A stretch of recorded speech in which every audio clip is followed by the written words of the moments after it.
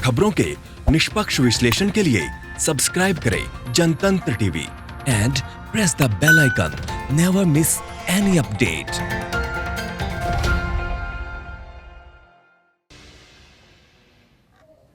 नमस्कार, आप देख रहे हैं आज का मुद्दा। मैं हूं आपके साथ दीपाली। देश में कोरोना के खिलाफ जो जंग चल रही है उसमें सरकार खुद से ज्यादा जनता के भरोसे दिख रही है।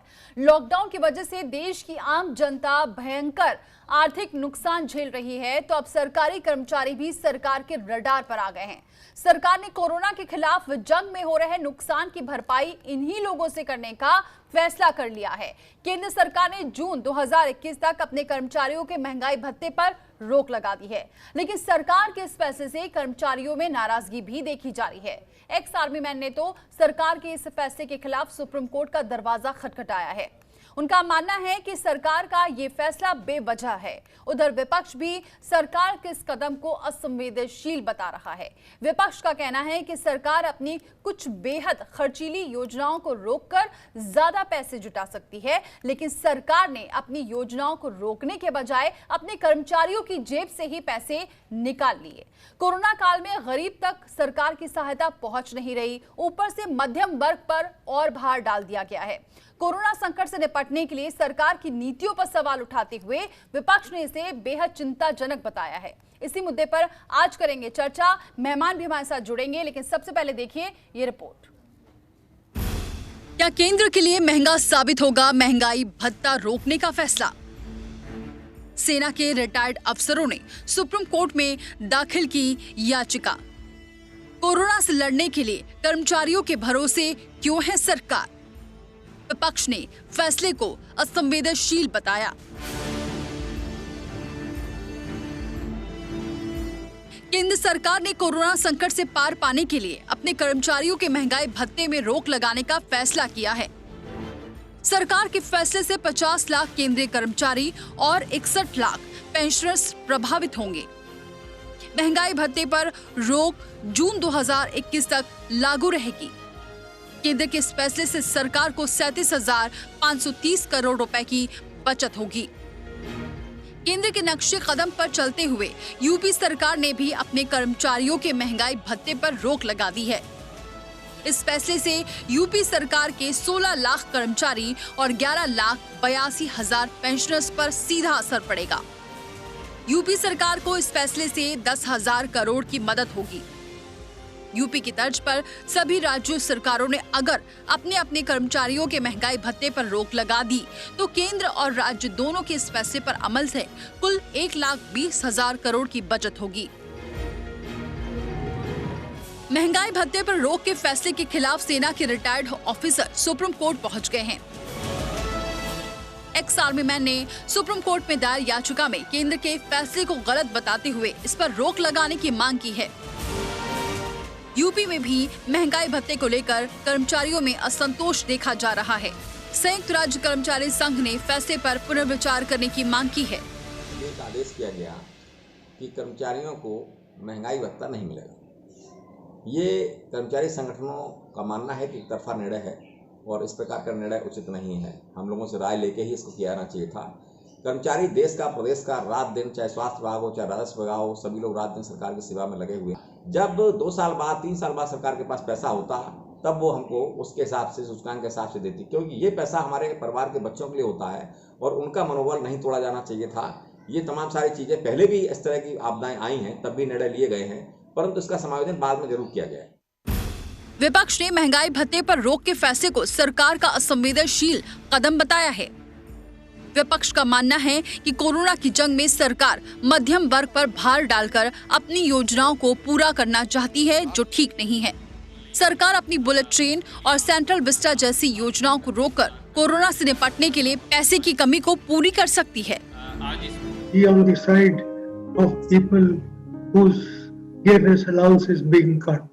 I sincerely believe that it is not necessary at this stage to impose hardships on the government servants and also on the armed forces people.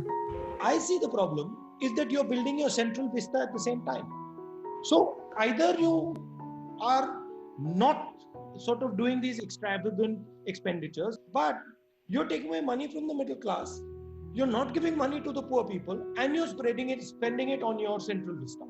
अभी पेट्रोल के दाम $20 हो गए और सरकार हमारी उतना ही चार्ज कर रही है।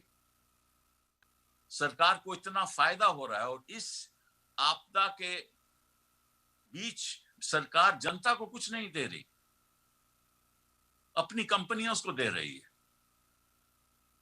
और जनता आज के दिन मुश्किल में है। तो ये भी बताए सरकार कि ये जो प्राइस डिफरेंशियल है, जिस दाम पे आप बेच, जिस दाम पे आपको आज अंतरराष्ट्रीय स्तर पर मिलता है, विच इज $20, वो फायदा आप जनता को क्यों नहीं दे रहे? चौथी बात, ये जो increase in dearness allowance and DR है, डियरनेस अलाउंस रिलीफ है, जिसकी बढ़ोतरी हुई थी, इसने आपने रोक क्यों दी 2021 तक? ये तो आम आदमी के लिए है, आम आदमी की सुविधा है ये, और बेचारा जो आपके लिए काम करता है उसका आप रोक रहे हो डियरनेस अलाउंस इंक्रीज। तो ये आप मत कीजिए। अब वक्त आ गया कि जनता के बारे में सोचने का। आपको ये भी बता दें कि बुलेट ट्रेन प्रोजेक्ट 1,10,000 करोड़ का प्रोजेक्ट है, जबकि सेंट्रल विस्टा प्रोजेक्ट 20,000 करोड़ रुपए का है। इसमें सरकार की फिजूल खर्ची को जोड़ दें तो 2,50,000 करोड़ से ज्यादा की बचत हो सकती है, जो महंगाई भत्ते पर रोक मिलने वाली 1,20,000 करोड़ की राशि से दोगुनी से ज्यादा है। इन्हीं आंकड़ों की वजह से सरकार के इस फैसले का विरोध हो रहा है, क्योंकि कोरोना के खिलाफ जंग में करोड़ों की तादाद में सरकारी कर्मचारी और उनके परिवार को बेवजह परेशानी में डाला जा रहा है, जबकि केवल बुलेट ट्रेन और सेंट्रल विस्टा प्रोजेक्ट पर रोक से सरकार महंगाई भत्ते पर रोक से ज्यादा पैसे की बचत कर सकती है। ब्यूरो रिपोर्ट, जनतंत्र टीवी। तो अब सवाल यही उठ रहा है कि यहाँ पर महंगाई भत्ते को रोका गया है, इससे मध्यम वर्गीय जो परिवार है वो कितना परेशान होंगे, वो कर्मचारी कितने परेशान होंगे। ऐसे में चलिए इस पर चर्चा करते हैं, क्योंकि विपक्ष लगातार सवाल भी उठा रहा है। पीसी शर्मा हमारे साथ जुड़ चुके हैं, मध्य प्रदेश से पूर्व जनसंपर्क मंत्री रह चुके हैं। बहुत स्वागत है पीसी शर्मा जी हमारे साथ जुड़ने के लिए। इसके अलावा हमारे साथ जुड़ चुके हैं अरुण चतुर्वेदी, पूर्व कैबिनेट मंत्री रहे हैं राजस्थान के बीजेपी से। बहुत स्वागत है अरुण चतुर्वेदी, आपका भी हमारे साथ जुड़ने के लिए। इसके अलावा हमारे साथ जेएमएम नेता जुड़ चुके हैं सुप्रियो भट्टाचार्य। बहुत स्वागत है सुप्रियो जी, आपका भी हमारे साथ जुड़ने के लिए। इसके अलावा एआईआरएफ से शिव गोपाल मिश्रा जी भी हमारे साथ जुड़ चुके हैं। बहुत स्वागत है आपका भी हमारे साथ जुड़ने के लिए। सुप्रियो जी, सबसे पहले आपका ही रुख करती हूँ। ये जो फैसला लिया है केंद्र ने भी, और फिर यहाँ पर उत्तर प्रदेश सरकार ने भी ये फैसला ले लिया है भत्ते को काटने का, ऐसे में आप इसे कैसे देख रहे हैं इस फैसले को? नहीं, देखिए, ये जो डीएनएल अलाउंस जो है, ये इसको हम लोग हिंदी में कहे तो महंगाई भत्ता, और आप देखे होंगे जो विकट संकट आया है, इसमें महंगाई धीरे धीरे बढ़ते जा रहा है, लोग बेरोजगार होते जा रहे हैं, और उसका सीधा असर बाजार पे पड़ेगा। बाजार में चीजें आएंगी नहीं, तो जब लोग बाहर आएंगे तो उनको खरीदने में उनको ज्यादा पैसे चुकाने पड़ेंगे।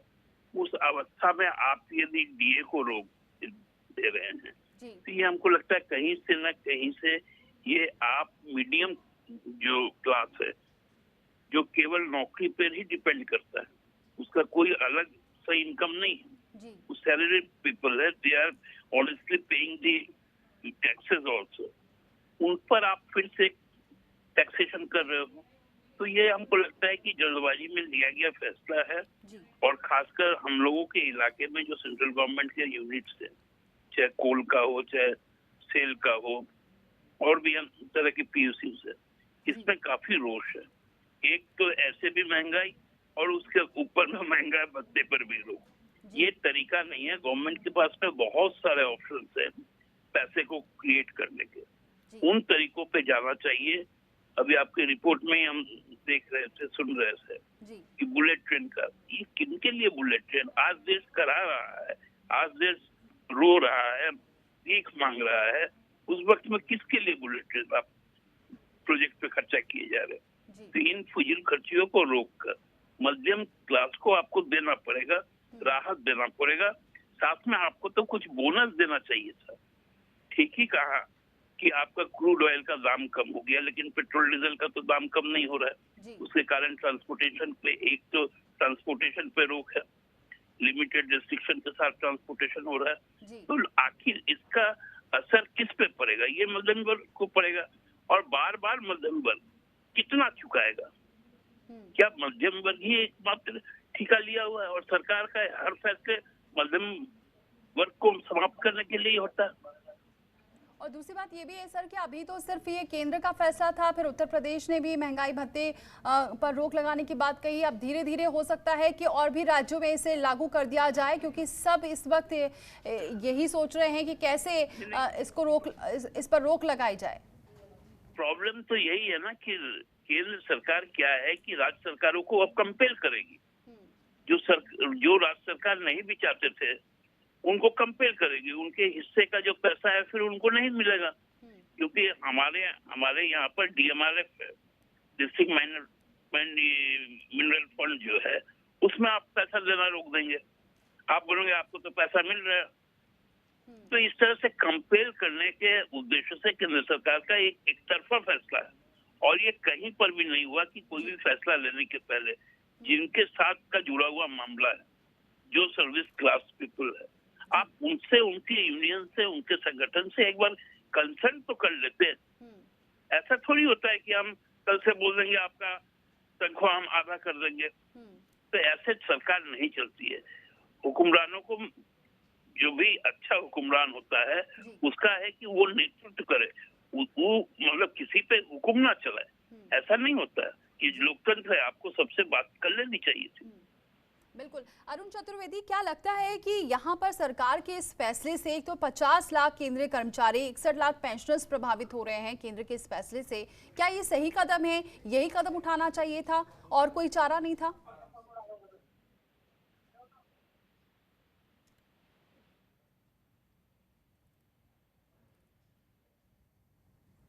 अरुण चतुर्वेदी जी, मेरी आवाज आप तक पहुंच रही है? तो लगता है बातचीत नहीं हो पा रही। पीसी शर्मा जी का रुख करती हूँ। पीसी शर्मा जी, आपको क्या लग रहा है, क्या यही एक कारण था, ये सिर्फ पेंशनर्स की या फिर ये केंद्रीय कर्मचारियों को पर ही उनका ही ये DA काट के ही सरकारी खजाना भर सकता था?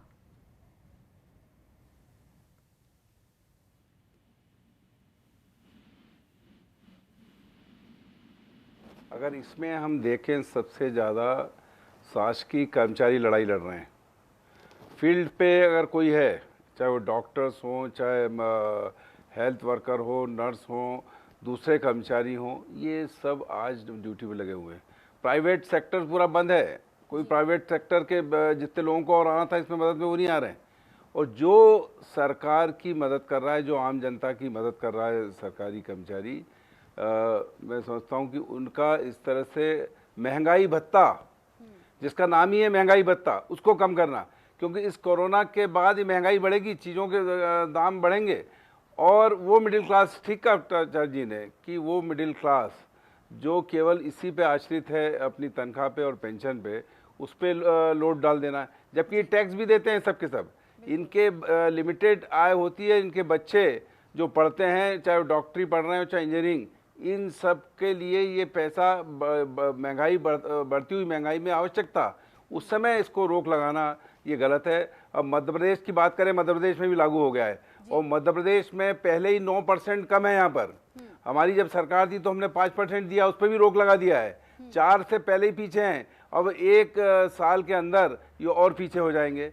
और अभी जो कहा गया है, ठीक कहा गया कि डीजल पेट्रोल का, क्रूड ऑयल का भाव कम हो गया है इंटरनेशनल लेवल पे, लेकिन सरकार उसका फ़ायदा उठा रही है। मैं समझता हूँ उसी में काम पूरा हो जाना चाहिए। दूसरी बात जो आपकी रिपोर्ट में आया है कि ये जो बुलेट ट्रेन है और वेस्टर्न सेंट्रल जो प्रोजेक्ट है, इन सबको बंद कर देंगे तो इससे डबल पैसा आ जाएगा। मैं समझता हूँ ये बहुत ही गलत नीति है सरकार की, कि चाहे वो आर्मी पर्सन हो चाहे दूसरे शासकीय कर्मचारी हो, उनका महंगाई भत्ता जब महंगाई बढ़ने वाली है तब करना ठीक नहीं है। और मध्य प्रदेश में तो ये हो रहा है कि जो पार्षद थे, जो मेयर थे, इनको पुनर्जीवित करके इन पे खर्चा लादेंगे, इनका खर्चा और सहन करेंगे, पर जो कर्मचारी हैं उनको नहीं देना चाहते और ड्यूटी उनसे पूरा लेना चाहते हैं। ये बिल्कुल अप्रजातांत्रिक है और नियम के विरुद्ध है। मैं समझता हूँ कि सरकार को इस पर पुनर्विचार करना चाहिए, दूसरे रिसोर्सेज पैदा करना चाहिए। बहुत से रिसोर्सेज आएंगे जिसके माध्यम से किया जा सकता है, लेकिन महंगाई जब बढ़ रही है और जो कोरोना से फाइट कर रहा है कर्मचारी, उसके पेट काटना, उनके बच्चों का पेट काटना कहीं से भी ठीक नहीं है। इसलिए इसमें पुनर्विचार हो और राज्य भी लागू न करें। मध्य प्रदेश के मुख्यमंत्री से भी मैं मांग करूंगा, शिवराज सिंह चौहान जी से, 5% पहले तो दे दें जो अप्रूव किया था हम लोगों ने, हमारी सरकार ने, और 4% जो डिफरेंस है उसको लेवल ले आए पहले, उसके बाद ही आप इस पे कोई कदम लें। बिल्कुल। और मेरा तो एक इसमें और कहना है, इसमें एक कहना और है कि जो कर्मचारी सरकारी उसमें रह रहे हैं मकानों में, इनका किराया माफ कर देना चाहिए। अभी तो 1 साल कहाँ से देंगे पैसा? आप महंगाई भत्ता भी कम कर रहे हो, उनसे किराया भी वसूल कर रहे हो, टैक्स भी वसूल कर रहे हो, इससे करेंगे किराया भी। खैर शिव गोपाल मिश्रा जी, सर अभी तक तो 1 दिन की सैलरी काटने की बात हुई थी, पूरे साल भर कटेगी, हर महीने की बात हो रही थी, अब एक और डीए की भी बात हो गई, इसे भी रोकने की, महंगाई भत्ते की भी बात हो गई है। तो क्या लगता है इससे कर्मचारी, क्योंकि पहले ये बात कह रहे थे कि हम इस लड़ाई में आगे हैं, लेकिन क्या इससे अब उनका मनोबल नहीं टूटेगा?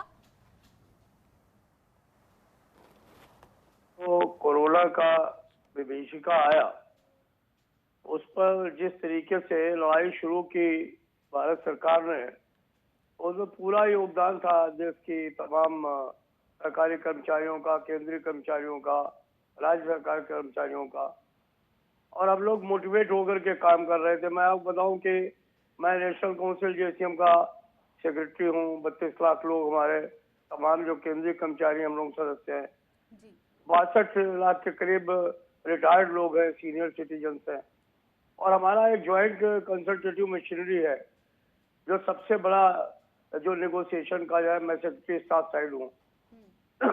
ये इनकी ड्यूटी थी कि अगर कोई भी पैसा तनख्वाह से काटना है या डीए अनाउंस कर दिया था 4% डीए आपको दिया जाएगा, उसको बहुत दिन तक जब डिले कर रहे तो मैंने पता किया तो पता चला कि अभी कुछ और विचार चल रहा है सरकार के अंदर, लेकिन उन्होंने बताया नहीं इसके बारे में कुछ भी। और वन फाइन मॉर्निंग एक चिट्ठी इशू कर दी कि 3 किस्तें जो डीए की हैं वो आपको नहीं मिलेगी। आप सोचिए कि जो लोग इस महीने में रिटायर होने वाले हैं, जो लोग इस साल में रिटायर होने वाले हैं, जो लोग अगले साल जून तक रिटायर होंगे, उनकी ग्रेच्युटी कम हो जाएगी, उनके जो है वो पेंशन उनकी कम हो जाएगी, जो लोग एचआरए उनको 7% बढ़ करके मिलता उसके अंदर कमी आ जाएगी। और दूसरी बात, ये नितांत असंवैधानिक है। ये जो है वो चैरिटी नहीं है, DA is not a charity. अब हम नहीं चाहते हैं महंगाई भत्ता बढ़े, आप महंगाई रोक दीजिए ना। आज 100 रुपए में लौकी मिल रही है, 100 रुपए में तुरई मिल रही है, भिंडी का बाजार भाव जो है वो 86 रुपए 80 रुपए हो गया है। आज कितनी महंगाई है, और उस महंगाई का हिस्सा जो है अगर भुगत रहा है तो कर्मचारी भुगत रहा है। आज रेलवे में करीब 12 लाख कर्मचारी हैं जो रात दिन काम कर रहे हैं, ये माल भाड़ा पार्सल एक्सप्रेस चला रहे हैं, जिसकी वजह से ये सामान उपलब्ध हो रहा है लोगों को। तो हम नौकरी भी करें और अपनी तनख्वाह भी कटवाएं, अपना जो है भत्ता भी कटवाएं, ये चलने वाला नहीं है। अभी तो ये कोरोना की विभीषिका है। अभी हम लोग बहुत शांतिपूर्ण तरीके से हमने कैबिनेट सेक्रेटरी साहब को चिट्ठी लिखी है कि आपने जो किया है वो बिल्कुल असंवैधानिक है, ये चलने वाला नहीं है। आप इमीडिएटली मीटिंग बुलाइए नेशनल काउंसिल जेसीएम की, बैठ करके बात करिए और अपने फैसले को रिव्यू करिए। इस महंगाई भत्ते की कटौती को केंद्र सरकार का कर्मचारी बिल्कुल बर्दाश्त नहीं करेगा। और मुझे उम्मीद है जैसे आज घोषणा हो गई उत्तर प्रदेश में, हम बड़े मियाँ छोटे मियाँ सुभान अल्लाह, मध्य प्रदेश में भी हो गई, ऐसे धीरे धीरे करके और राज्य भी कर ही देंगे। उन्होंने तो कह दिया आप 6 अलाउंसेस नहीं देंगे आप। तो निगोशिएटेड अलाउंसेस है, पे कमीशन से हम लोग उनको बड़ी मुश्किल से लड़ करके लेते हैं। ये जो है वो जस्टिस जो है वो गजेंद्र गडकर कमीशन का एक हिस्सा है। ये CS राव जो 41 में जब महंगाई भत्ता शुरू हुआ वो ICS थे, उन्होंने इसको चालू कराने का काम किया था। फिर किसी चैरिटी में थोड़ी दे दिया कि आज आपने वन फाइन मॉर्निंग आपने सोच लिया बंद कर दिया जाए, कल आप तनख्वाह बंद कर दिए तो हम लोगों के बच्चे, हम लोगों के परिवार उनको कहाँ करेंगे? आप रेल की पटरी के ऊपर रखने वाले हैं क्या? तो ये चलने वाला नहीं है। हम पूरे उत्साह के साथ देश में कोरोना से लड़ रहे थे, जंग कर रहे थे, अभी भी करेंगे। जब तक कोरोना है कोरोना से लड़ेंगे, उसके बाद सीधे सरकार से लड़ाई करेंगे और महंगाई भत्ते को वापस लाएंगे। बिल्कुल। सुप्रियो भट्टाचार्य, एक बार आपका फिर से रुक करती हूँ। सुप्रियो जी, यही बात हो रही है कि हम लगातार जनधन टीवी इन मुद्दों को भी उठा रहा है। बात ये, पहले कर्मचारी, यही जो सरकारी कर्मचारी थे वो ये कह रहे थे कि हम इस लड़ाई में सरकार के साथ हैं। एक दिन की सैलरी की बात आई थी, तब भी वो ये कह रहे थे कि हम देने के लिए तैयार हैं, हम स्वेच्छा से दे रहे हैं। लेकिन जब डीए की बात आती है तो कम से कम उनसे पूछा तो जाए। लेकिन यहाँ पर इसे भी रोक देना, एक तो वो जमीन पर काम वही कर रहे हैं और उन्हीं के साथ ये जाती। नहीं, देखिए, सरकार का ये मुझे अभी बोलना नहीं चाहिए, लेकिन क्योंकि अब तो कुछ भी बोलो तो वो देशद्रोह हो जाता है। लेकिन ऐसा नहीं है। आज यही लोग आपके जो वॉरियर बन के सामने हैं, यही लोग आपके कहने पर हर चीज को मान रहे हैं, उस पर चल रहे हैं। तो वैसे समय में उनको धोखा देकर एक अपना जो, जिसको हम कह सकते हैं कि हम लोग उसको क्या कहते हैं कि जो डिक्टेटरशिप है, वो इम्पोज नहीं होना चाहिए। आपको सबसे पहले लोगों से बात कर लेनी चाहिए थी। उसके बाद देखते कि आप बहुत तरीके से लोगों से आप जब मांगे हैं, आपने नोटबंदी के समय भी इस प्रकार से एक अचानक निर्णय ले लिया, आप अभी डीए अचानक निर्णय ले लिया। अरे जो कंसर्न लोग हैं, जिनको मुसीबत होती है, एक बार उनसे भी तो सलाह मशवरा कर लीजिए। तो ऐसा कौन सा प्रवृत्ति वाला सरकार है? ये तो पहली बार हमको लगता है कि दुनिया में इस प्रकार के निर्णय आ रहे हैं। बिल्कुल सही बात है। यहाँ पर अरुण चतुर्वेदी, यहाँ पर जब 1,10,000 करोड़ बुलेट ट्रेन के लिए, सेंट्रल विस्टा के लिए 20,000 करोड़, कुल मिलाकर 2,50,000 करोड़ से ज्यादा की बचत हो सकती है, तो 1,20,000 महंगाई भत्ते को रोकने का क्या मतलब है सर? और दो तरह की स्थिति सामने, तो आज की चुनौतियों से लड़नी और एक आने वाले भारत में जिस तरह की चीजें आएंगी, उसमें सारा इंफ्रास्ट्रक्चर का विषय होगा या स्लो डाउन होगा, आर्थिक जो चुनौतियां सामने आएंगी उनसे भी भारत को तैयार करने का विषय इसमें सामने निकलेगा। मुझे लगता है कि केवल ऐसे नहीं कि आज हमने केवल केंद्रीय कर्मचारियों के लिए को स्थगित करने की बात सरकार ने की। देश की सब सरकारों ने, केंद्र सरकार ने भी पहले अपने प्रथम डिग्री के जितने अधिकारी थे उनके सैलरी को काटने की बात हुई, और उसके बाद यही बात आई कि सारे सांसद, विधायक और हर स्तर के कर्मचारी। और आज सबसे बड़ी आवश्यकता है कि हमारे देश का मजदूर है, किसान है, जो छोटा व्यापार करने वाला है, रेहड़ी चलाने वाला, जो छोटा व्यापार करने वाला है, रेहड़ी चलाने वाला है, जितने भी ठेले लगाने वाला है, जो दैनंदिन के रोजगार के आधार पर काम खड़ा है, उसकी व्यवस्थाएं, हम रोजाना की रोटी की व्यवस्था होगी, आने वाले चुनौतियों की विषय होगा। वो बड़ा वर्ग है जो लगभग देश में आज संख्या में, जिसको मजदूरों की बात करें या जो अनऑर्गेनाइज सेक्टर का, ऑर्गेनाइज सेक्टर का मजदूर है, वो लगभग कोई 45 करोड़ होता है। इसके अलावा बाकी सबको लें तो कोई 60 करोड़ के आसपास की जनसंख्या है। उस जनसंख्या की बात है, और सारे देश ने, जो भारत का चरित्र है, हम सब मिलकर के लड़ेंगे और मिलने के लिए अपना अपना अंशदान देंगे। आज मैं केवल इतनी बात करना चाहता हूं, समाज के सब लोग सरकार के भरोसे नहीं है, आज अपने घर से कोई भूखा नहीं सोए, इसके लिए रोटी निकालने का काम कर रहे हैं, अपने यहाँ से अनाज देने का काम कर रहे हैं, किसान तक खड़ा होकर के। ठीक है, ये संकट की घड़ी है और इसके लिए सरकारी कर्मचारी ही सबसे ज्यादा जमीन पर है। लेकिन अगर उनका डीए कितना होता ही है सर, बहुत ज्यादा नहीं होता, सैलरी भी हर कर्मचारी की बहुत अच्छी नहीं होती, वो महंगाई भत्ते के सहारे कम से कम वो चलता तो है, लेकिन अब उसे भी आप रोक देंगे तो कैसे? फिर मध्यम वर्ग का क्या, उनके लिए क्या स्कीम है? जब दीपिका जी जब सारा देश इससे लड़ रहा हो, अब हम 65-70 करोड़ का मजदूर, किसान, सामान्य वर्ग का नीचे का व्यक्ति, उसकी रोजी रोटी का संकट खड़ा हो चुका है, और आगे कब तक रोजगार नहीं रहेगा इसके विषय भी सामने है। एक तरफ कहा है हमने को, उद्योग धंधों को, व्यापारियों को भी कहा है कि इनकी तनख्वाह पूरी देने की बात हो, बिजली के बिल की बात पूरी हो रही है, पूरी देने की बात हो, तो हर वर्ग कोई ना कोई कंट्रीब्यूट कर रहा है, सरकारी, केंद्र के कर्मचारी और राज्य के कर्मचारी, वो भी इसी देश के हैं। और मुझे विश्वास है कि इस केंद्र का कर्मचारी। हेलो जी, दीपाली जी, मैं ये कह रहा हूँ कि ये जो अरुण जी बात कर रहे हैं जी, जब भी इस देश में कुछ इस किस्म की बात चलती है तो हमेशा ये कह दिया जाता है ये संगठित क्षेत्र के मजदूर हैं, मुट्ठी भर हैं, 43 लाख हैं या कितने हैं, या ये 3 करोड़ लोग हैं, वो 93 करोड़ लोग हैं। जब तक कोई काटना नहीं होता तब तक इनको इस बात की चिंता नहीं होती है। हम लोगों का कोई राजनीतिक उद्देश्य नहीं है, हम लोग सब कर्मचारी हैं विशुद्ध रूप से। और सीधी बात यह है कि जो हमारे सेटल्ड इश्यूज है उनको कोई अनसेटल नहीं कर सकता। आपको बात करनी थी, हमने बिना बात किए हुए सारे रेल कर्मचारियों ने 151 करोड़ रुपए इकट्ठा करके और प्रधानमंत्री के कोष में दे दिए। किसी ने हमसे कहा तो नहीं था जी। तो अब इस समय जो है वो सरकारी कर्मचारी आपको टाटा, बिरला, अंबानी, अडानी और जाने क्या क्या दिखने लगता है। वो कितनी मुश्किल से अपना परिवार चलाते हैं, कितनी मुश्किल से अपने बच्चों को पढ़ाते हैं, किस तरीके से वो अपना काम चलाते हैं, वो नहीं आप देखते। और आपको लगता है कि दिहाड़ी मजदूरी सब कुछ कर सकता है इस देश के अंदर, तो अब हम तो खुद उनके पक्षधर हैं, हम उनको खिला रहे हैं। आपकी सरकारी मशीनरी तो कुछ भी नहीं। बिल्कुल, इसका जवाब लेंगे हम, इसका जवाब लेंगे। बने रहिए सर मेरे साथ, सभी मेहमान मेरे साथ बने हुए हैं, आगे भी इस पर हम चर्चा करेंगे। एक छोटा सा ब्रेक ले रहे हैं, फौरन लौटते हैं। लगातार हम चर्चा कर रहे हैं, हमारे साथ अब मेजर मोहन कुमार भी जुड़ चुके हैं, सुरक्षा सलाहकार हैं दिल्ली से। बहुत स्वागत है मेजर मोहन जी हमारे साथ जुड़ने के लिए। सर, आज एक याचिका दाखिल की गई है इसी यहाँ पर एक्स आर्मी मैन ने इसी भत्ते को लेकर, क्यों यह अर्जी दाखिल की गई है?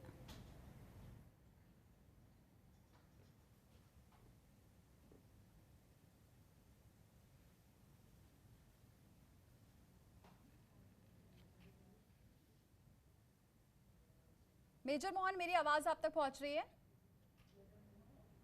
तो चलिए उनसे बातचीत करेंगे। पीसी शर्मा का रुख करती हूँ। पीसी शर्मा जी, यहाँ पर प्रियंका गांधी ने भी साफ तौर से आरोप लगाया है कि जो जमीन पर काम कर रहे हैं, जो स्वास्थ्य कर्मी हैं, जो पुलिसकर्मियों का डीए काटा जा रहा है, पेंशन पर जो निर्भर लोग हैं, उन पर ये सीधे तौर से चोट है।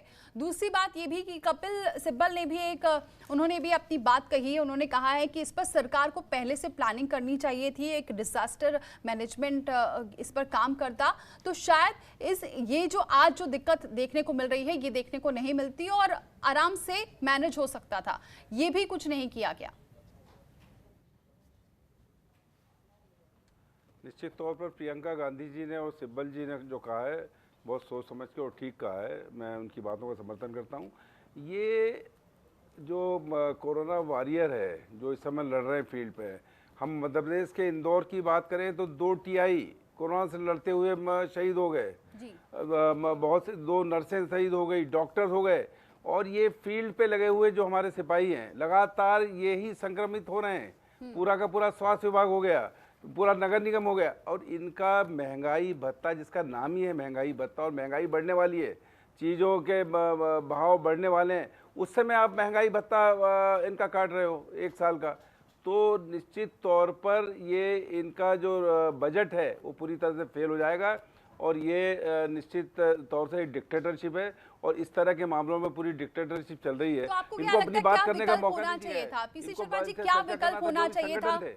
सरकार तो यही कह रही है कि अभी ये संकट है ऐसा कि इसमें सबको साथ आना चाहिए। सरकारें अपने जी नहीं, सब साथ हैं जब तो लॉकडाउन है, ये हम लोग ने साथ दिया है सबने, तब तो लॉकडाउन है और लोग लड़ाई लड़ रहे हैं, एक एक व्यक्ति लड़ रहा है। वो आदमी भी लड़ रहा है जो बगैर सोचे संजय ने लॉकडाउन कर दिया, जो मजदूर अलग अलग राज्यों में था अपने घर आना चाहता था, उसको मौका नहीं दिया, 1 हफ्ते का समय नहीं दिया, वो पैदल चला आ रहा 1000 किलोमीटर। तो ये तो इन्होंने जब राहुल गांधी ने 12 फरवरी को कहा था तब से इस लड़ाई को करना था। जब ग्राफ दिखाया जाता है तो 1 मार्च से कोरोना के पेशेंट दिखाए जा रहे हैं, तो पहले करना था। पूरा जो दिहाड़ी मजदूर है, छोटे छोटे गुमटी वाले हैं, रोजमर्रा का काम करने वाला मजदूर, वो पूरी तरह ध्वस्त है, उनको आज खाना नहीं मिल रहा है। ग्वालियर के अंदर 100 महिलाएं बाहर निकल गई कि साहब खाना नहीं है हमारे पास। ये स्थिति बन गई है, 40 दिन का लॉकआउट कर दिया और 5 किलो आप उनको अनाज दे रहे हो। इन स्थितियों में वो कर्मचारी जो लड़ाई लड़ रहा है वहां पर पूरी कोरोना से, बाहर आके लड़ाई लड़ रहा है। सर, राहुल गांधी ने तो कहा था, लेकिन सरकार ने भी तो राज्यों में भी तो कोई रणनीति नहीं बनाई थी जब आपकी सरकार थी मध्य प्रदेश में, उस दौरान भी रणनीति बनी थी। मध्य प्रदेश हमारी 3 तारीख को 3 मार्च को बाकायदा हमारी सरकार ने विज्ञापन निकाले थे, और 6 मार्च को पूरे डिसीजन जो आज हो रहा है मध्य प्रदेश में, उस डिसीजन पे कार्रवाई उसी पे हो रही है। जो निर्णय लिए कि स्कूल कॉलेज बंद करो, कहीं कोई काम नहीं होगा, विधानसभा स्थगित की, सब हमारी सरकार ने उस समय किया। तो ये सब हुआ, लेकिन आज की तारीख में तो हम कर्मचारियों की बात कर रहे हैं। कर्मचारियों के साथ ये अन्याय है, असंवैधानिक है कि उनका डीए 1 साल के लिए रोका जा रहा है। मध्य प्रदेश के अंदर 9% हम पीछे हैं, 5% हमने किया था, उस पर भी रोक लगा दी है। वो तुरंत मिलना चाहिए, 4% जो कम है वो मिलना चाहिए और कोई रोक नहीं लगना चाहिए। ये और जो हमारे कर्मचारी संगठन बोल रहे हैं इनका पूरी तरह से हम समर्थन करते हैं। ये डिक्टेटरशिप होगी कि जो रोज कमा रहे, जो मध्यम वर्गीय लोग हैं जिनका एक सीमित बजट है जिसपे वो काम कर रहे हैं, और उन लोगों को भी परेशानी आएगी जो रिटायर हो रहे हैं। उनको जो पैसा मिलना चाहिए पेंशन के रूप में वो नहीं मिलेगा। बिल्कुल। अब मेजर मोहन, हाँ, रिटायर जो हो रहे हैं उनको भी परेशानी हो रही है। मेजर मोहन, सर आपको क्या लगता है, आज एक्स आर्मी मैन ने सुप्रीम कोर्ट में याचिका दायर की है केंद्र के इस फैसले के खिलाफ कि ये गलत हो रहा है? देखिए दीपाली, जहाँ तक मेरा मानना है, जो ऑब्जेक्ट इन्होंने बताया है कि भाई कोरोना फंड के लिए पैसा चाहिए, अगर यही ऑब्जेक्ट है तो इसको इतना स्लिप शॉर्ट मैनर में क्यों किया जा रहा है? मेरा सवाल ये आ जाता है, क्यों नहीं इन्होंने किसी भी ऑर्गेनाइजेशन से या किसी को भी कॉन्फिडेंस में नहीं लिया? आर्बिट्रेली ये क्यों ऐसा करना चाहते हैं? मुझे खुशी होगी अगर मैं अपनी पेंशन से या अपनी तनख्वाह से कुछ भी पैसा कंट्रीब्यूट कर सकता हूँ, मुझे बड़ी खुशी होगी। और फौजी कभी पीछे नहीं हटे हैं, आप अपना जो कुछ वो दे सकते हैं। जो आदमी अपनी जान देने को तैयार है उसके लिए पेंशन या ये सब कोई बड़ा चीज़ नहीं है। उसको अगर कंट्री को रिक्वायरमेंट है, अगर देश को रिक्वायरमेंट है तो ये चीज़ें बिल्कुल दी जा सकती है। और ये क्या, हम तो 4% डीए को क्या, अगर वो और भी ज़्यादा कहें कि हमारी पेंशन भी कम कर दी जाए, हम उसके लिए भी तैयार होंगे, लेकिन उसका एक तरीका होना चाहिए। जो मेरे को 2 चीज़ें इनकी गलत समझ में आती हैं कि ना तो इन्होंने किसी को कॉन्फिडेंस में लिया है और ना ही ये बता रहे हैं कि ये पैसा किस तरह यूटिलाइज होगा। ये भी तो नहीं है कि ये पैसा कॉरपोरेट्स को नहीं जाएगा। How they are going to manage it, that is the most important question. अगर आप पैसा, एक तरफ मोदी जी कहते हैं भाई कि कंट्रोल में है, कोरोना कंट्रोल में है, 2nd स्टेज से हम लोग 3rd स्टेज में पहुंचे नहीं हैं, लॉकडाउन खुलने वाला है, तो 18 महीने के लिए फ्रीज क्यों किया जाए? ये तो कोई एक टाइम प्लान देना चाहिए, या इनको फिर इस तरह का एक स्कीम चार्ट आउट करके देनी चाहिए कि हम लोग क्या करने जा रहे हैं, कितना पैसा हमें इसमें मिलेगा और किस पैसे को हम कैसे यूटिलाइज करेंगे। आप एक सर्टिफिकेट इशू कर दें कि सब ठीक है, आपने इतना कंट्रीब्यूट किया है। अगर पीएम फंड में कोई भी आदमी एक पैसा भी डोनेट करता है, आप उसका एक सर्टिफिकेट इशू करते हैं। सेंट्रल गवर्नमेंट को, एम्प्लॉयज़ और पेंशनर्स को आप कहते हैं कि आप अपना डीए दे दीजिए। ठीक है, अगर आप डीए देना चाहते हैं, आप कुछ इसमें सर्टिफिकेट इशू कर रहे हैं जी। एक कम से कम आपका धन्यवाद करने का तो एक तरीका होना चाहिए ना, कि अगर कोई आदमी अपना बच्चों को पेट काट के अगर कंट्रीब्यूट करना चाह रहा है तो at least we should be thankful to him. उतना तक भी अगर आप नहीं देना चाहते हैं तो ये तो थोड़ा अनफॉर्चुनेट है। बिल्कुल। कोई मेरे ख्याल से देश का कोई भी आदमी। बिल्कुल। अरुण चतुर्वेदी, जवाब दीजिए, क्या सब देश के लिए सब कुछ जिस तरीके से बता रहे हैं, सब सहयोग करने के लिए तैयार हैं, लेकिन फिर भी क्यों कॉन्फिडेंस में नहीं लिया जा रहा है? लोगों से बातचीत नहीं की जा रही है, उनकी सैलरी भी काट ली जा रही है, अब डीए की भी बात आ रही है। सब जब खुद सहयोग करने के लिए तैयार हैं तो पूछा क्यों नहीं जा रहा है सर? इसलिए विपक्ष को भी बैठे बैठाए मौका मिल गया है। शुरू से देखना पड़ेगा, जब पूरी क्राइसिस बनी और सामने आया है कि आज का विषय भी और कल से भारत का विषय, सबसे पहली प्राथमिकता थी कि हम हमारा विषय का सप्ताह मजबूर होगा, किसान होगा, ये लगभग 50-60 करोड़ का है। सबसे शुरू किया तो केंद्र के मंत्रिमंडल ने किया, सांसदों ने किया, विधायकों ने किया, यहाँ तक किया कि सरकार ने 2 साल तक का इंटीग्रेट फंड वो पूरा का पूरा यूज करके उसको कोरोना के सामने उस फंड में, वेलफेयर फंड में ले जाने की बात की। इसके बाद केंद्रीय कर्मचारियों का, राज्य कर्मचारियों का भी उसका कंट्रीब्यूशन पूरा रहा। ये सब मिलकर इसके साथ साथ कहीं सबसे ऊपर है, आज जो भी काम करने वाला मजदूर है, कर्मचारी है, सभी इंडस्ट्रियल हाउसेज को और छोटे शॉपकीपर सबको ये कहा है कि आप उनसे किसी प्रकार की संख्या नहीं रोकने की बात। एक तरह से डायरेक्टली तो इनडायरेक्टली उन सबका कंट्रीब्यूशन इस कोरोना के पूरे इस वार के साथ लगा हुआ है, पूरे इस वार के साथ लगा हुआ है। हम यहाँ तक है, कोई मकान में कोई किराएदार रहता है तो उस मकान मालिक को कहा है कि अगर इसको क्योंकि नहीं मिल रही, तनख्वाह नहीं मिला या तो मजदूरी नहीं मिल रही, इससे किराया नहीं लोगे तो सर, छोटा लेकिन जो ऐसा हो रहा केवल है, आपने किराए पर देखा जिनका है? काम चलता सर है, एक मिनट में उन आपको तक का रोकूंगी, contribution जरा एक मिलेगा। मिनट रोकूंगी। क्या आपने कभी देखा, आपने मॉनिटर मुझे- करवाया है कि ऐसा हो रहा है? कहीं ऐसा नहीं हो रहा, कई जगह ये लोग परेशान है, किराया भी वसूला जा रहा है और दूसरी बात नौकरी भी जा रही है और सैलरी भी कट रही है। सर जरा जमीन पर देखिए, तब पता चलेगा, क्योंकि यहाँ पर बोलना बहुत आसान है। ये सब कह रहे हैं कि बोल रहे हैं प्रधानमंत्री, लेकिन लोगों की नौकरी भी जा रही है, किराया भी वसूला जा रहा है। और अब इस पे बोलिए ना, मजदूरों को तो ठीक है, लेकिन जो मध्यम वर्ग है वो कैसे करेंगे अपना, कैसे बच्चों का पेट पालेंगे, कैसे पढ़ाई करवाएंगे? आप मुझे पूरा वक्तव्य करने देंगे? मैं जमीन पर रहता हूं और आज भी उस कोरा में कोरोना के पूरे वार के समय मैं 5-6 घंटे शहरों में सेवा के कामों में लगा हुआ हूं, पूरे लगते हुए। इसलिए एक एक चीज की जानकारी उसके आधार बोल रहा हूं, कमरे में बैठ के बात नहीं करता हूं मैं।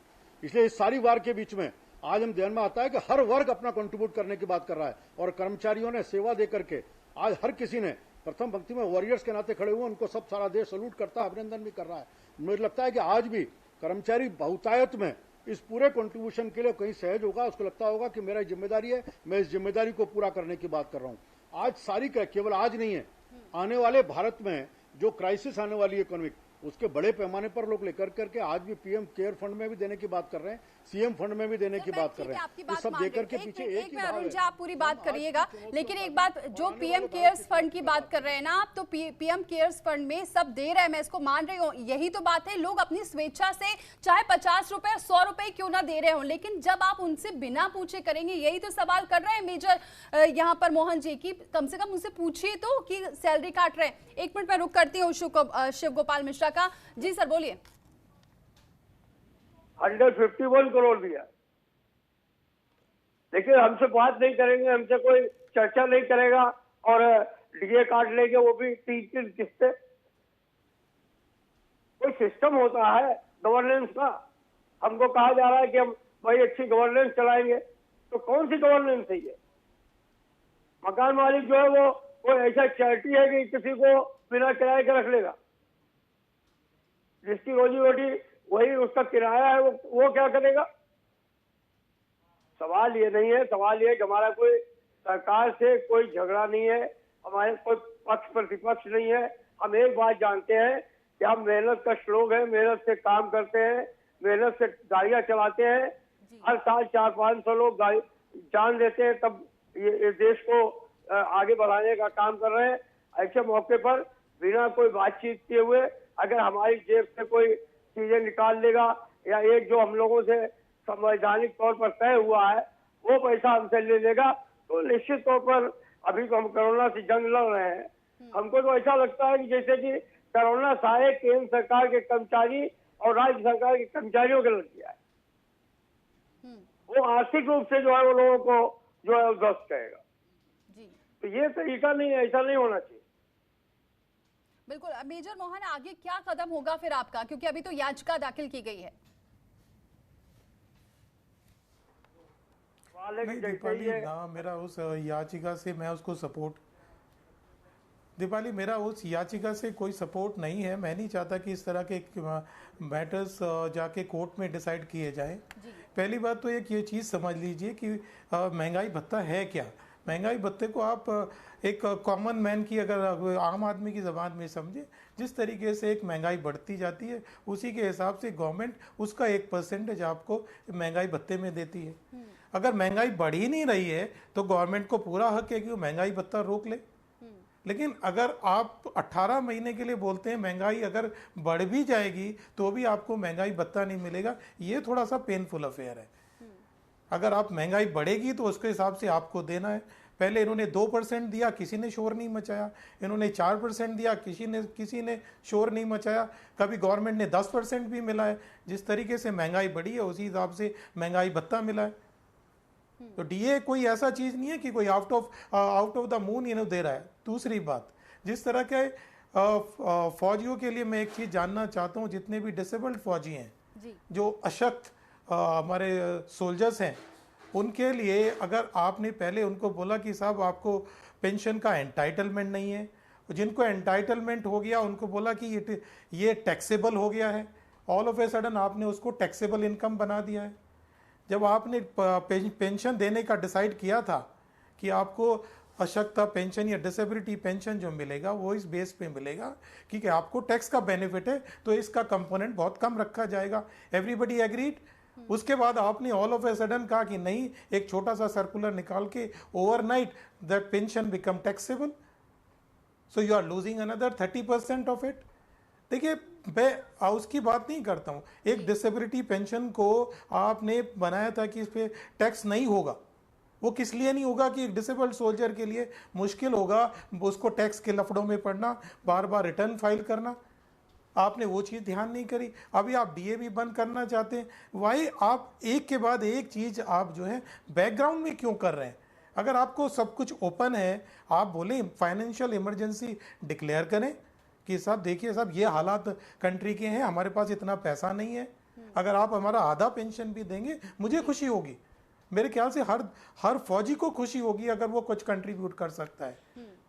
और इसके लिए हमको किसी प्रधानमंत्री की या किसी पॉलिटिकल लीडर की या किसी उसकी ज़रूरत नहीं है। अगर मुझे लगता है कि मेरे को कोई थोड़ा भी कंट्रीब्यूशन मैं कर सकता हूँ तो मैं अपने लेवल पे भी करूँगा उसको, क्योंकि वो तो मेरी ब्लड में है, वो तो मेरी जीन्स में जा चुका है जी। कि मेरे को तो कंट्री के लिए कुछ ना कुछ करना ही है।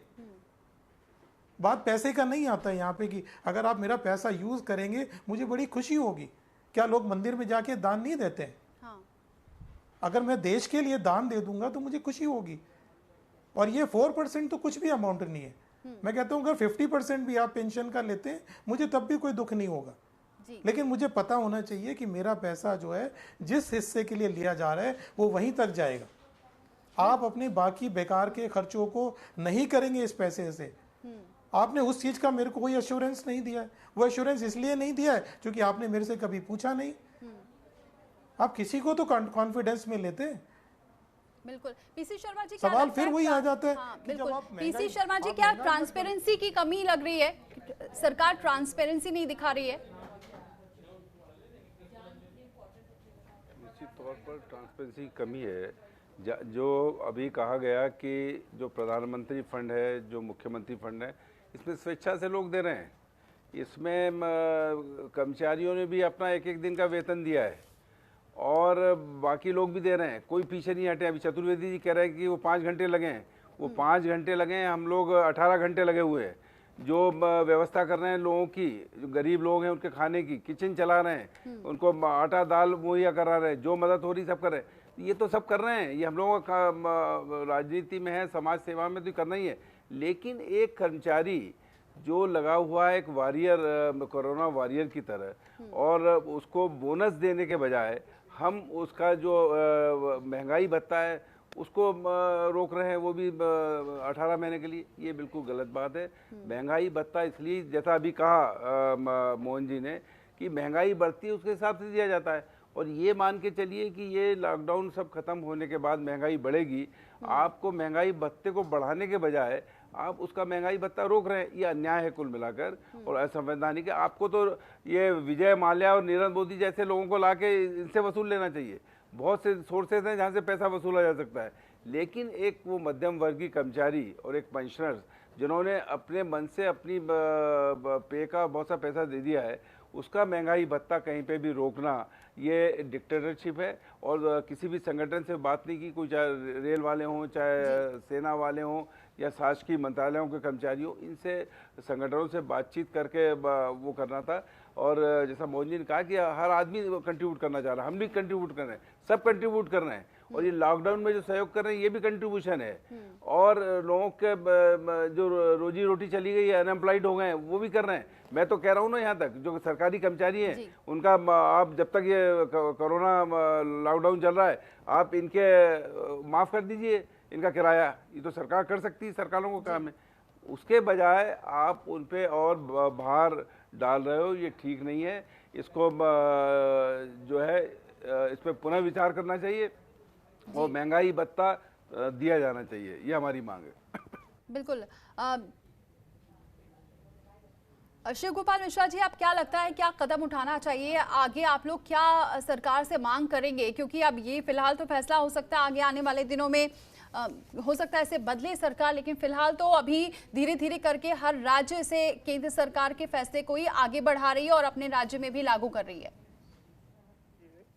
मुझे मुझे लगता है कि केंद्र में जो सरकार है वो इस बात को समझने का प्रयास करेगी। हमने जो संगठित तरीके से हम लोग करते हैं, डीओपीटी सेक्रेटरी से बात की है, कैबिनेट सेक्रेटरी को चिट्ठी लिखी है, उनसे ये बात का आग्रह किया है कि जैसे लॉकडाउन खत्म होता है आप हमारी स्टैंडिंग कमेटी की मीटिंग बुलाइए, नेशनल काउंसिल की मीटिंग बुलाइए और बैठ करके बातचीत करने का काम करिए। अगर देश खतरे में होगा, देश को जो जरूरत होगा, हमेशा केंद्र सरकार के, राज्य सरकार के कर्मचारियों ने आगे से आगे आकर के अपने को जो है आहुति देने का काम किया है। हम अभी भी पीछे नहीं हटेंगे। लेकिन इस तरीके से महंगाई भत्ता जो है वो एक तरीके से सैक्रोसेंट है, वो चैरिटी नहीं है, वो जरूरत है। जब प्राइस इंडेक्स बढ़ता है तब महंगाई भत्ता बढ़ता है, अदरवाइज नहीं बढ़ता है। तो आप महंगाई भत्ता रिलीज करिए और हम लोगों को बताइए कि आप क्या चाहते हैं, आपकी क्या अपेक्षा है। हम आपस में बात करके और आपको मदद करने का काम करेंगे। हमें आशा है कि सरकार में प्रधानमंत्री जी और जो दूसरे लोग हैं वो इस बात को समझेंगे और तमाम केंद्र सरकार के कर्मचारियों को और जो आर्मी के लोग हैं उनको सबको बुला करके बातचीत करेंगे और इसका निश्चित तौर पर एक हल निकाला जाएगा। ये जो हमारा महंगाई भत्ता वो फ्रीज करने का काम किया गया, उसको रिव्यू किया जाएगा और अगर रिव्यू नहीं चाहिए इसके लिए और अगर राज्य मुहैया नहीं करा पा रहा है तो केंद्र को मदद करनी चाहिए। होगा ये भी आप समझ।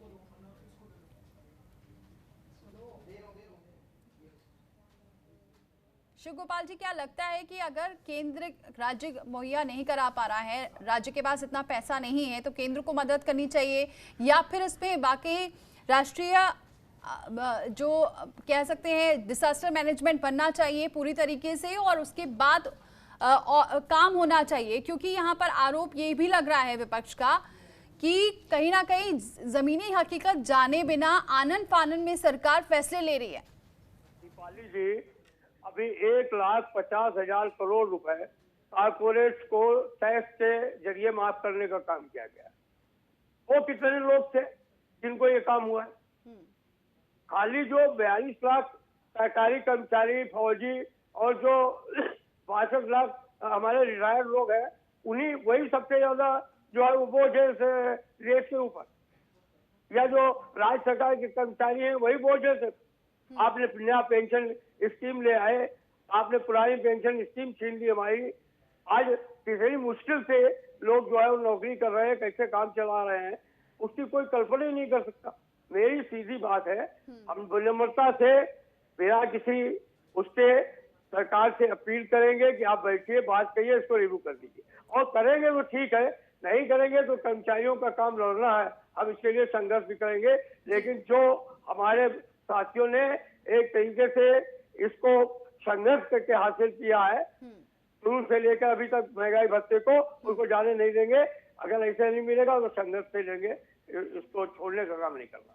और अगर सरकार हमसे कुछ चाहती है तो बैठे अपील करे। हमने पहले भी सबने अपनी तनख्वाहें कटवाई हैं एक एक दिन की, पहले भी पैसा दिया है, वो दिया है। जब भी कभी जरूरत पड़ी इस देश को, कोई भी बत्ती आई हो, चाहे ले लेती हूँ जल्दी से। यहाँ पर मेजर मोहन जी, आखिरी आपकी क्या राय है, क्या सरकार से आप चाहेंगे? अब मैं चाहता हूं कि जो आपने बड़ी अच्छी बात कही कि ज़मीनी हकीकत को वो ध्यान में रखें और जल्दी से जल्दी, देखिए वो अगर नहीं देना चाहते हैं, मुझे कोई गम नहीं, कोई थी उन्होंने इतने दिन जनवरी से अब तक नहीं दिया, आगे भी 2 महीने नहीं देते, लेकिन इतना जल्दी में डिसीजन लेने की कोई ज़रूरत नहीं थी। गवर्नमेंट को लोगों को कंसल्ट कर लेना चाहिए था। जहाँ तक मेरा ख्याल है इसको रिस्टोर कर देना चाहिए और आगे अगर उनको ज़रूरत है तो वो they can ask for it. अगर पीएम साहब अपील करेंगे तो डेफिनेटली हम लोग तैयार हैं उसके लिए, जो भी हमसे बन पड़ेगा। हर आदमी अपने हैसियत के हिसाब से देने को तैयार है। जैसे फौजी बॉर्डर पे खड़ा है, ऐसे ही फौजी जो है देश के ऊपर अगर कोई भी विपत्ति आता है तो प्रधानमंत्री जी के साथ हम लोग खड़े हुए हैं। बिल्कुल। पीसी शर्मा जी, क्या लग रहा है कि आनन फानन में जल्दबाजी में बहुत सारे फैसले ले लिए जा रहे हैं और देखा नहीं जा रहा है कि इसका आगे क्या इम्पैक्ट पड़ेगा? नहीं, ये लॉकडाउन में क्या हो रहा है कि सब चीज़ें लॉकडाउन है, किसी से कोई सलाह मशवरा हो नहीं रहा है, विपक्ष के लोगों से ही बातचीत हो नहीं रही है, ये कर्मचारियों के संगठन से भी किसी से बात हुई नहीं। और मध्य प्रदेश ने भी इसको लागू कर दिया है। 5% हमारी सरकार ने उस समय स्वीकृत किया था, उस पर भी रोक लगा दी, और 4% और पीछे हैं। इसके बाद ये तो 10-12% पीछे हो जाएंगे मध्य प्रदेश के कर्मचारी। तो कुल मिला के जो, जबकि कर्मचारी जो मिडिल क्लास का है वो डीजल, पेट्रोल का, क्रूड ऑयल का भाव इंटरनेशनल कम हो गया, लेकिन सरकार उतना ही वसूल रही है टैक्स, उसमें सब लोग पे कर रहे हैं, कोई चू नहीं कर रहा है। आज लॉकडाउन में है, कोई बात नहीं कर पा रहा है, कोई किसी की सुन नहीं रहा है। जो सरकारें हैं एक तरफा निर्णय ले रही है, न संगठनों का न विपक्ष से भी कोई चर्चा कहीं नहीं होती है कि इसमें क्या किया जाए। तो कुल मिला के ये असंवैधानिक है, ये पूरा डिक्टेटोरियल सरकार के फैसले हो रहे हैं। और इसका बाद में जाके लॉकडाउन खत्म होने के बाद ये मान के चलिए हर स्तर पर बहुत विरोध होंगे इस तरह के फैसलों के जो डिक्टेटरशिप के लिए जा रहे हैं। क्योंकि जब लोग सड़कों पे आ जाएंगे तो इनकी बात सुनना पड़ेगी, क्योंकि बेरोजगार भी होने वाले हैं, करोड़ों लोग बेरोजगार होने वाले हैं, और इतनी जल्दी सरकार उपलब्ध नहीं करा पाएगी। ये कर्मचारियों को भी अपने विरोध में ले रही है, और हमारी मांग है कि इस पर पुनर्विचार करें। और जो महंगाई भत्ता नाम जिसका है, वो महंगाई भत्ता चाहे पेंशनर हो, चाहे केंद्र के कर्मचारी हो, चाहे राज्य के कर्मचारियों को फुल फ्लैश मिलना चाहिए, क्योंकि महंगाई को आप रोक नहीं पा रहे हैं, महंगाई बढ़ती जा रही है। आज लॉकडाउन में भी चीज़ें मिल नहीं रही हैं, जो मिल रही हैं बहुत महंगी मिल रही हैं, और आम आदमी बिल्कुल परेशान हो चुका है। इसलिए इस तरह के फैसलों पे जो थोपने वाले फैसले हैं, डिक्टेटोरियल फैसले, इन पर रोक लगना चाहिए होगा, बातचीत करनी होगी, उसके बाद निर्णय लें तो बेहतर होगा। बहरहाल बहुत बहुत शुक्रिया आप सभी मेहमानों का हमारे साथ जुड़ने के लिए, इस चर्चा में शामिल होने के लिए। अब बात यही है कि यहाँ पर इस कोरोना संकट में हर कोई अपना सहयोग दे रहा है, देने के लिए आगे खड़ा भी है। खासतौर से हम सरकारी कर्मचारियों की बात कर रहे हैं जो जमीन पर भी काम कर रहे हैं, लेकिन अगर उनके साथ बिना उनसे पूछे इस तरीके से डीए पर रोक लगाना या फिर कोई भी निर्णय लेने से पहले जमीनी हकीकत नहीं देखना, ये कहीं ना कहीं एक थोपा जाने वाला फैसला। इस पर सरकार को सोचना होगा। फिलहाल इतना ही, लेकिन खबरों का सिलसिला जारी है, आप बने रहिए हमारे साथ।